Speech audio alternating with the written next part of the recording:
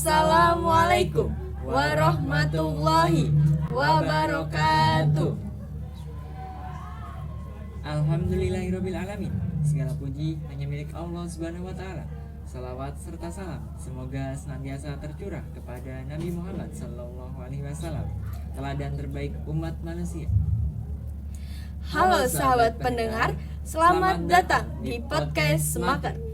Pada episode spesial kali ini kita akan membahas sesuatu yang super penting, khususnya buat kamu yang sedang galau menentukan pilihan kuliah. Saat ini SMA Negeri 1 Kersana menggelar Expo Kampus SMA Negeri 1 Kersana dengan tema Design Your Future. Sukses tak harus satu jalan. Perkenalkan, saya Muhammad Azmi Fatin Dan saya Asifah Arka Amelia. Dalam acara podcast kesayangan kita ini, kali ini kita akan membahas bagaimana sih agar kita bisa sukses tidak hanya di satu jalan saja. Berbicara tentang Expo Kampus, kita sudah kedatangan narasumber yang istimewa, yaitu Kak Gesti Fail Aulia dan Kak Zaini Ismail. Nah, kakak-kakak ini merupakan alumni SMA Negeri 1 Kersana yang alhamdulillah lolos SNBT pada tahun 2024 dan tahun 2025. Kak Gesti Fail Aulia lolos di Universitas Jenderal Sudirman dengan jurusan Sastra Inggris, dan Kak Nurzaini Ismail di Universitas Malang jurusan Pendidikan Geografi.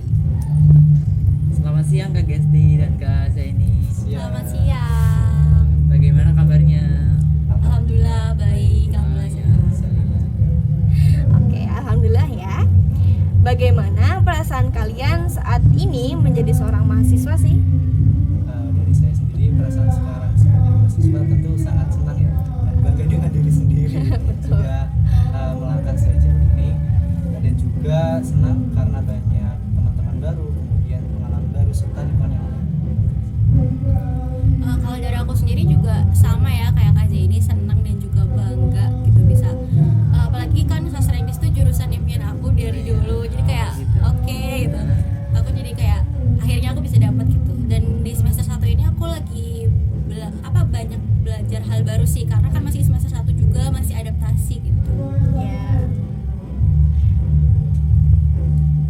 Buat kalian yang belum tahu, Expo Kampus adalah acara di mana berbagai perguruan tinggi baik negeri maupun swasta berkumpul dalam satu tempat untuk memperkenalkan kampus, jurusan, fasilitas hingga peluang beasiswa. Selain itu, kita tidak hanya membahas tentang bagaimana tips-tips masuk PTN melalui jalur SNBP ataupun SNBT, tetapi juga membahas tentang persiapan untuk memasuki dunia kerja langsung setelah lulus SMA, yang semuanya bisa membawa kalian menuju sukses sesuai dengan minat dan bakat masing-masing. Baik, kita menuju ke pertanyaannya Kak. Pertanyaan yang pertama, menurut Kak Gesti dan Kak Zaini, apa makna sukses dan apakah definisi sukses selalu identik dengan kuliah di kampus tertentu? Kalau dari aku, kalau misalkan sukses itu apakah harus kuliah di PTN atau universitas tertentu? Jawabannya enggak. Sama kayak tema Expo tahun ini, Design Your Future, sukses gak harus satu jalan gitu. Jadi sebenarnya iya, aku setuju banget sama tema tersebut, karena pada kenyataannya pun yang terjadi dengan aku, dengan Kak Zaini, dengan teman-temanku gitu, ya kita punya jalan suksesnya masing-masing gitu. Ada yang kerja, ada yang kuliah, ada yang mungkin melakukan hal lain, melakukan hobinya gitu. Dan menurut aku sukses itu bisa dikatakan sukses kalau misalkan kita itu masih punya keinginan yang masih nyala, masih tekadnya tuh masih ada, semangatnya tuh masih membara gitu. Itu juga bisa dikatakan sebagai sukses, yaitu kita sukses dalam tetap untuk berproses, ya sukses berproses gitu. Jadi menurut aku kalau misalkan apakah sukses itu harus mencapai sesuatu, itu jawabannya ya enggak sih, karena sukses itu kan balik lagi kan ke impian dan juga goalsnya masing-masing. Itu tuh apa, kayak misal goals aku sama Kak Zini juga nggak mungkin sama, mungkin Azmi sama Asmi juga nggak akan sama kan goalsnya. Jadi kayak takaran sukses kalian tuh, takaran sukses kita tuh akan berbeda beda gitu, dan yang tahu juga cuma kita doang gitu sih. Setuju yang dikatain Desti ya. Jadi setiap orang itu punya jalannya masing-masing dan punya titik kesuksesannya masing-masing. Terus juga terkait dengan apakah ketika kita kuliah sudah dianggap sukses, tidak. Ya, bisa bekerja juga bisa kita katakan sukses seperti itu. Jadi setiap orang punya jalannya masing-masing, tinggal kita menghargai perbedaan apa yang dia jalani seperti itu. Oke, lanjut ke pertanyaan yang kedua ya. Pertanyaan yang kedua, apakah kuliah adalah salah satu jalan menuju kesuksesan? Nah, itu balik lagi seperti pertanyaan pertama ya. Ya. Jadi definisi sukses itu bukan hanya kita berkuliah, tapi sesuai dengan jalannya masing-masing aja, dan juga sesuai dengan impiannya masing-masing. Dan kita apa ketika sudah mencapai, yaitu kita bisa katakan sukses. Terus juga ketika berproses kita masih semangat, semangatnya masih membara gitu ya, itu juga bisa dikatakan sukses. Jadi definisi sukses itu bukan melulu semua tentang kuliah. Iya. Sebenarnya kalau misalkan kalau misalkan kuliah adalah salah satu jalan menuju kesuksesan, iya. Bagi orang yang mau kuliah, bagi orang yang nggak mau kuliah, ya dia akan memilih jalur lain dan jalan lain. Jadi menurut aku sebenarnya pertanyaannya tuh bukan apakah iya, tapi siapa nih orangnya nih. Kalau misalkan iya, jadi tergantung orangnya. Kalau misalkan dia memang passionnya di kerja, ya pasti dia akan memilih untuk kerja gitu loh. Karena sukses kuliah adalah salah satu jalan sukses, yaitu bagi untuk yang kuliah. Kalau misalkan kerja, ya dia akan memilih jalan kerja gitu. Baik Kak, kemudian pertanyaan yang ketiga, bagaimana tanggapan kakak-kakak selain kuliah, banyak juga yang beralih ingin bekerja sebagai karir masa depan? Sebenarnya nggak apa-apa sih, karena itu balik lagi ya ke dua poin itu, ke dua pertanyaan itu. Karena maksudnya nggak ada salahnya gitu loh kalau misalkan kita itu mau langsung kerja atau kayak kuliah dulu atau langsung kerja. Ya udah gitu, itu kan jalan mereka, itu kan pilihan mereka gitu. Yang menjalani juga mereka, bukan kita. Kayak kita punya pilihan sendiri, mereka punya pilihan sendiri. Ya udah, kayak bener kata Kak Jenny tadi, kayak ya udah hargai aja gitu, sama-sama saling menyemangati aja. Karena kalaupun nanti langsung kerja juga nggak ada salahnya, nggak ada ruginya gitu loh, selama mereka enjoy buat menjalani itu gitu. Setuju juga, nggak apa-apa ya kita nggak kuliah tapi memilih bekerja gitu. Setiap orang punya balik lagi jalannya masing-masing. Kita mencoba untuk menghargai dan juga saling menyemangati. Kalau mereka bekerja ya bis, nggak apa-apa. Kuliah juga nggak apa-apa. Karena kan backgroundnya orang dan keadaan orang juga beda-beda kan. Iya, kita nggak bisa memaksakan. Betul, kita nggak bisa. Betul, kita nggak bisa menghakimi kalau misalnya kita aja nggak tahu gitu loh keadaannya itu seperti apa. Oke, ini next ya ke pertanyaan keempat, yaitu bagaimana Expo Kampus dapat membantu siswa melihat berbagai pilihan jalan menuju masa depan. Expo Kampus sendiri kan emang tujuannya untuk memperkenalkan siswa ya, terkait dengan bagaimana di dunia perkuliahan, mulai jurusannya itu ada apa aja, kemudian karakter di kampus itu seperti apa, dan juga bagaimana teman-temannya. Jadi adanya kampus ini tentu sangat bermanfaat dan juga berdampak bagi siswa sendiri gitu. Jadi saya rasa dengan diadakannya Expo Kampus di Semaker sangat membantu untuk mengarahkan siswa, terutama yang kelas 12. Untuk kelas 11, 10 juga sama. Jadi mereka udah ada pandangan, oh ternyata di kampus ini ada jurusan ini, aku minat di sini. Berarti nanti udah ada pandangan lah, aku harus gini untuk melakukan sesuatu untuk kedepannya. Aku juga sama sih, karena sepengalaman aku di Expo tahun lalu itu aku benar-benar jadi melek banget soal keadaan gimana sih, kayak prodi yang aku incer tuh kayak apa, univ yang aku mau tuh kayak apa, apakah peluang di yang lainnya tuh masih ada nggak sih. Itu aku benar-benar dikasih tahu sama kakaknya. Dan juga hari ini juga aku dapat beberapa pertanyaan gitu ya dari teman-teman yang benar-benar kayak emang bisa membantu banget lah untuk Expo ini. Karena jujur kadang tuh masih ada beberapa hal yang mungkin informasinya tuh hanya bisa diakses lewat orangnya gitu, bukan kayak di website atau kayak di portal-portal lain tuh nggak ada gitu, harus lewat orangnya langsung gitu. tahun lalu juga aku sempat nanya beberapa hal yang nggak ada di website ke Kak Zaini juga. Iya, jadi bener-bener apa ya, kayak jadi kontak langsung gitu kan, jadi lebih leluasa gitu nanyanya gitu sih, bener-bener ngebantu banget. Apalagi ketika kita bertemu dengan alumni ya, kan ketika bertanya ya nggak apa-apa, maksudnya lebih santai juga gitu, lebih jalan alurnya gitu. Bagaimana itu di kehidupan di kampus itu seperti apa, bagaimana cara memilih jurusannya, betul, lebih realitanya tuh lebih dapat aja sih, nggak yang kayak cuma manis-manisnya doang. daripada yang di portal-portal lainnya. Itu kan yang maksudnya formal banget gitu. formal banget, dan juga mungkin yang ditampilkan ya yang bagus-bagus aja dong, nggak mungkin yang Betul, jelek-jelek. sisi lainnya yang dikasih tahu. Nah, kalau misalkan kita dari alumni tuh oke, berarti minusnya kayak gini, plusnya kayak gini gitu. Betul. Kayak jadi lebih ya melek aja gitu loh. Iya. Gitu sih kalau dari aku dan Kak Zaini. Ya, berarti ada perbedaan ya Kak. Iya. Baik Kak, menuju ke pertanyaan selanjutnya. Sekarang kan banyak kampus yang bagus. Menurut Kak Zaini dan Kak Gesti, bagaimana tips memilih kampus yang sesuai minat kita? Selain itu, apa saja langkah yang bisa diambil agar tetap bisa meraih sukses yang memilih bekerja? Aku jawab yang tips untuk memilih kampus impian dulu kali ya. Kalau misalkan tips apa ya? Tips univ impian tuh sebenarnya cara praktiknya itu mungkin lebih ke search aja sih. Kayak lebih rajin aja nyari informasi tentang univ itu gitu. Univnya, prodinya gitu.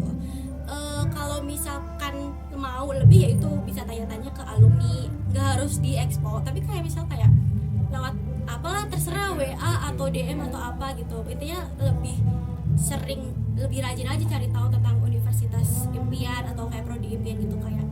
Dan juga menurut aku jangan terpaku di satu univ doang. Jadi kita tuh tetap harus punya plan-plan lain gitu loh. Kayak misal ambil univ A, tapi kita juga nyari ke univ B gitu loh. Jadi misal kalau misalkan nanti kita menemui hal-hal yang gak diinginkan, kita masih punya opsi lain gitu. Kita nggak patah hati di pilihan itu. Iya, Gitu. ada pilihan kedua ya. Kita tetap bisa bangkit gitu dari situ. Kalau misalkan univ impian kayak gitu aja sih kan. Iya, kalau misalkan ada yang kerja, jujur kalau yang kerja kan aku nggak pernah punya pengalaman di bidang itu ya. Tapi kan menurut aku, kalau aku boleh nyaranin ke teman-teman sekalian, kalau misalkan teman-teman mau kerja, pilih yang sesuai passion. Oh iya. Pilih yang sesuai dengan kemampuan teman-teman, sesuai dengan porsinya teman-teman gitu loh. Jangan dipaksa atau kayak jangan disia-siakan gitu skillnya gitu sih. Karena kalau misalkan kita bekerja sesuai passion atau kayak kita bakal lebih enjoy gitu, bakal kerjanya juga bakal lebih sehat secara dalam tanda kutip sehat, dan juga lebih maksimal gitu sih kalau dari aku. Terkait dengan kampus ya, kampus yang bagus itu kalian bisa melihat di website ataupun informasi lainnya. Dan dari aku sendiri, kalau dari sudut pandangku ya, kampus itu ketika saya sendiri memilih kampus bukan terpacu pada kampusnya, tapi kalau dari aku jurusannya. Nah, jurusannya aku milihnya di apa, terus baru kita pilih kampusnya. Sekiranya kampus yang masih bagus dan Kita mampu buat menjalani dan iya. dapetinnya itu, ya kita pilih gitu. Oke, udah. Ini jawaban yang keenam ya. Bagi yang ingin kuliah, bagaimana tips masuk PTN melalui SNBP ataupun SNBT?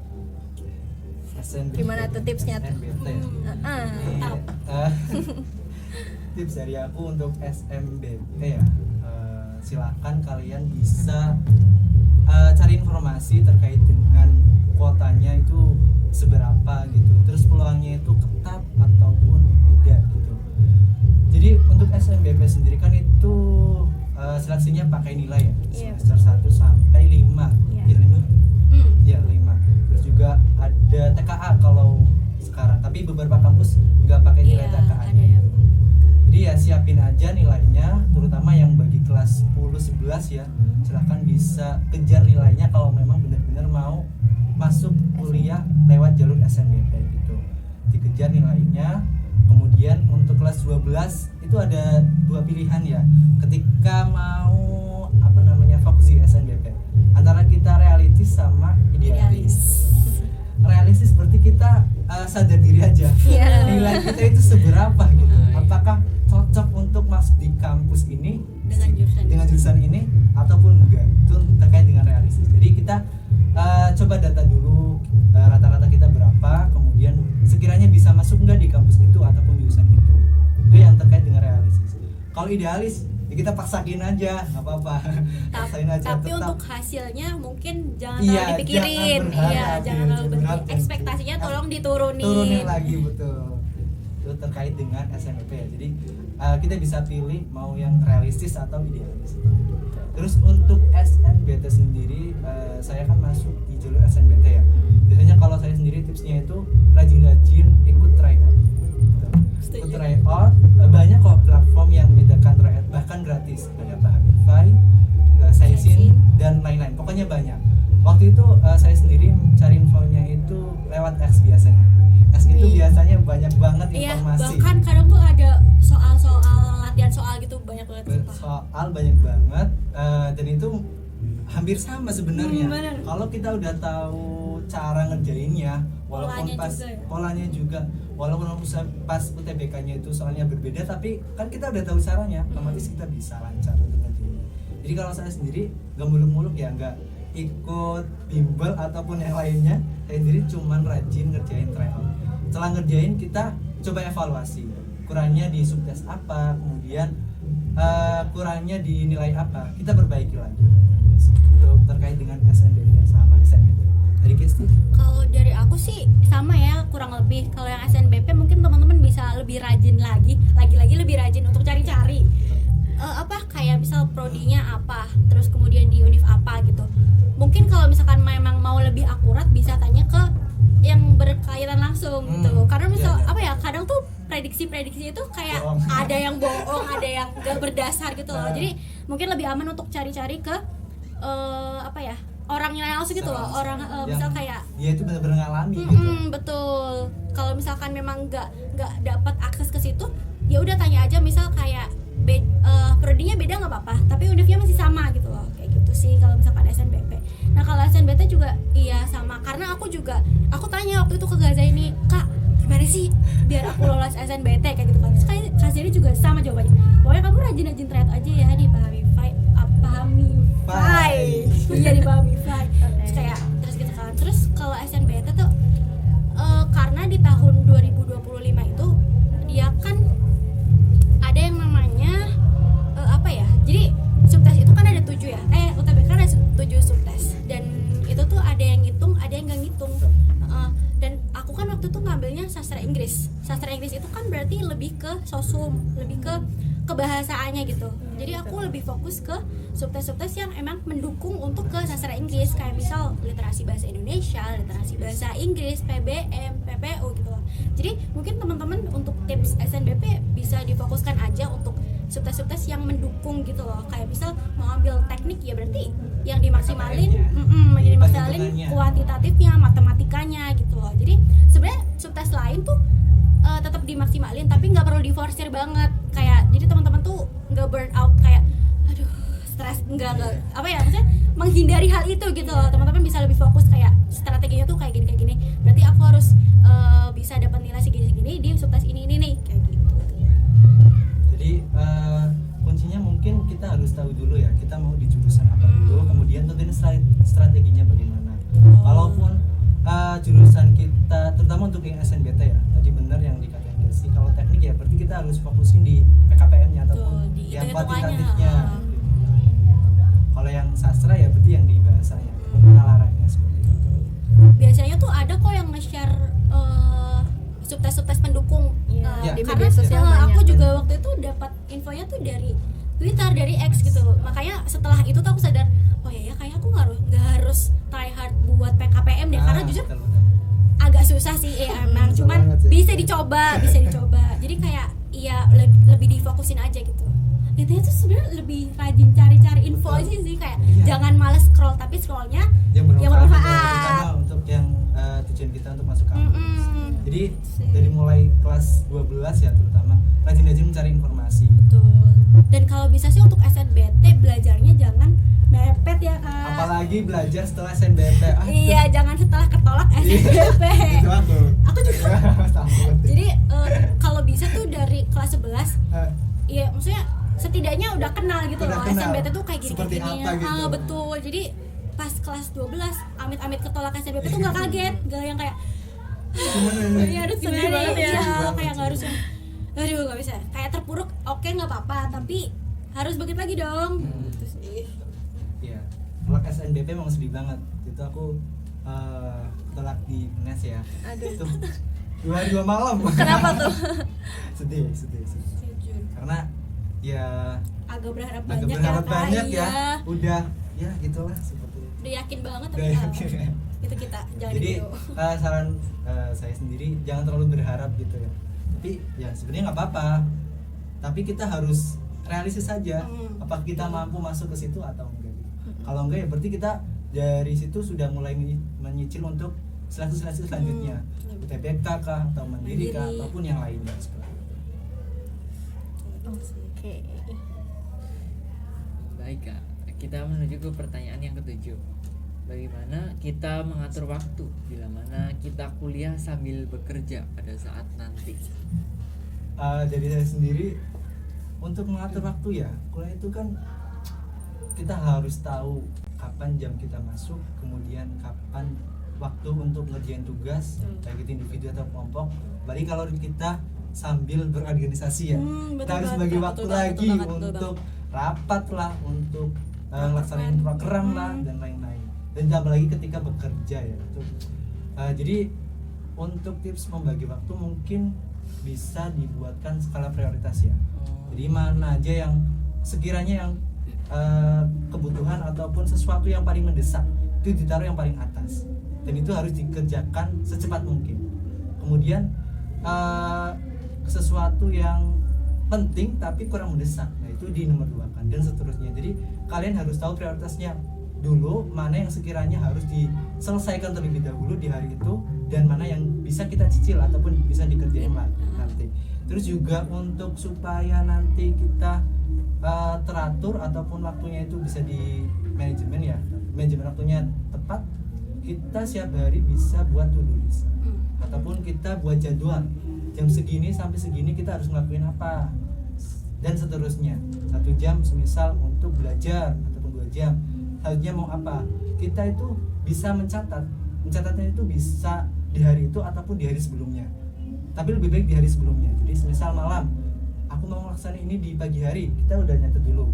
Jadi ketika kita sudah bangun pagi, kita udah lihat, oh berarti aku harus ngelakuin ini, kan udah ada di to-do list-nya ataupun udah jadwalnya disiapin. Jadi buat skala prioritasnya mana yang sekiranya paling mendesak dan harus diselesaikan hari itu juga.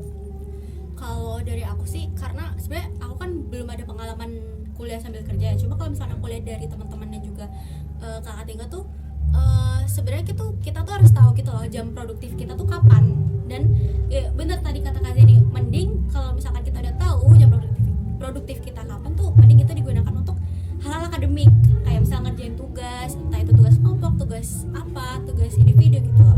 Terus kalau misalkan teman-teman masih baru mau mulai, kalau bisa itu startnya tuh dari kerjaan yang small dulu, dari yang ringan dulu, kayak misal kayak berbasis skill, kayak misal freelance atau kerjaan-kerjaan lain gitu loh, yang atau juga bisa ambil kerjaan yang linear sama jurusan kita. Itu tuh kayak biar bisa sekalian belajar ya Kak, gitu, jadi pengalaman. Terus sebenarnya sambil kuliah dan kerja itu bagus ya, tapi kalau misalkan kalau semester awal menurut aku mungkin bisa dimaksimalin dulu untuk akademiknya. Memang nilai itu bukan segalanya katanya, tapi kan kalau misalkan di semester 1 misalkan nilai kita udah baik, itu kan bisa jadi bisa jadi motivasi dan juga itu bisa jadi nilai plus buat kita untuk dapat kesempatan yang lebih gede lagi, misal kerjaan yang lebih luas lagi range-nya, kayak misal bisa dapat buat kesempatan magang atau kayak proyek atau kerjaan lain gitu loh, yang memang range-nya tuh bisa lebih luas dari yang sebelumnya. Itu sih kalau dari aku. cukup ya. Ini adalah pertanyaan terakhir sebagai ending kita, yaitu pertanyaan yang ke-8. Apa pesan Kak Gesti dan Kak Zaini untuk para siswa SMA Negeri 1 Kersana agar mereka bisa merancang masa depan dengan cerdas, baik dalam memilih jalur pendidikan maupun bekerja?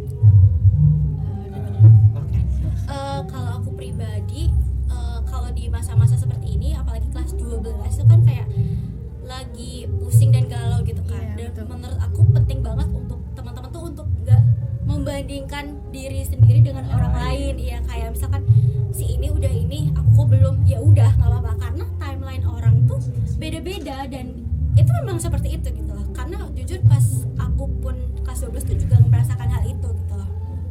Yang penting tuh karena kadang tuh even ketika kuliah pun aku ngerasa kuliah tuh aku kadang tuh masih nemuin hal-hal baru, kayak aku masih bisa untuk mengenali diri aku dengan dari situ gitu loh. Dan menurut aku yang penting tuh sekarang tuh bukan untuk membandingkan diri kita dengan orang lain, tapi yang penting tuh kita tetap berproses, kita tetap menyalakan keinginan kita gitu, tetap menjaga api semangat kita untuk gak padam. Karena walaupun proses yang penting tuh kita akan jalan pelan-pelan gitu loh. Karena aku kemarin baru aja nonton video itu tuh dia bilang kalau misalkan koral itu tumbuhnya itu cuma 0,5 cm per tahun. Tapi dengan pertumbuhan dia yang cuma 0,5 cm per tahun aja, dia bisa tumbuh secantik itu dan setangguh itu. Dan itu sama kayak teman-teman sekalian. Nggak apa-apa, teman-teman nggak usah harus tahu mau jadi apa, harus tahu mau sehebat siapa. Yang penting teman-teman masih bisa jalan, masih bisa berjuang gitu loh. Dan aku harap teman-teman bisa rancang masa depan teman-teman secara sadar, bukan karena tuntutan, bukan karena ikut-ikutan atau FOMO, tapi memang itu adalah pilihan teman-teman sekalian. Dan mungkin terakhir aku mau bilang kalau misal you don't have to be anything, you don't have to be something, you just have to be yourself. Wah, cakep banget kata-katanya. Sastra Iya, sastra Inggris, pantas ya. Oke, next Kak. Kalau dari saya sendiri pesannya untuk teman-teman dari SMA di sana, silahkan kalian bisa kenali diri kalian sendiri terlebih dahulu. Sekiranya kalian mau jadi seperti apa minat dan bakatnya, dan tujuan hidupnya itu mau seperti apa. Ketika kalian sudah menemukan jati diri sendiri, itu gampang untuk berkembangnya. Misal mau kuliah, ya berarti dari sekarang mulai disiapkan kebutuhan kuliahnya, kebutuhan administrasinya, mulai dari nilai, sertifikat ataupun skill lainnya. Untuk bekerja pun sama, skill-skill mulai dikembangkan, terutama skill-skill yang memang dibutuhkan di dunia kerja ya. Jadi silakan kalian bisa kenali diri kalian sendiri, terus kembangkan dan jangan lelah untuk berproses. Terus satu lagi, selalu libatkan Tuhan di dalam proses. Wah, itu harus nggak sih? Oke, nah teman-teman sekalian, itu tadi penjelasan dari narasumber kita yang luar biasa. Dapat disimpulkan bahwa Expo Kampus bukan hanya acara untuk mengenal berbagai pilihan pendidikan dan kerja saja, tetapi untuk kita terapkan dalam perencanaan masa depan kita. Semoga kita semua bisa menemukan jalur terbaik sesuai dengan potensi diri kita dan menjadi generasi yang siap menghadapi tantangan masa depan dengan percaya diri. Kami pamit undur diri. Wassalamualaikum warahmatullahi wabarakatuh.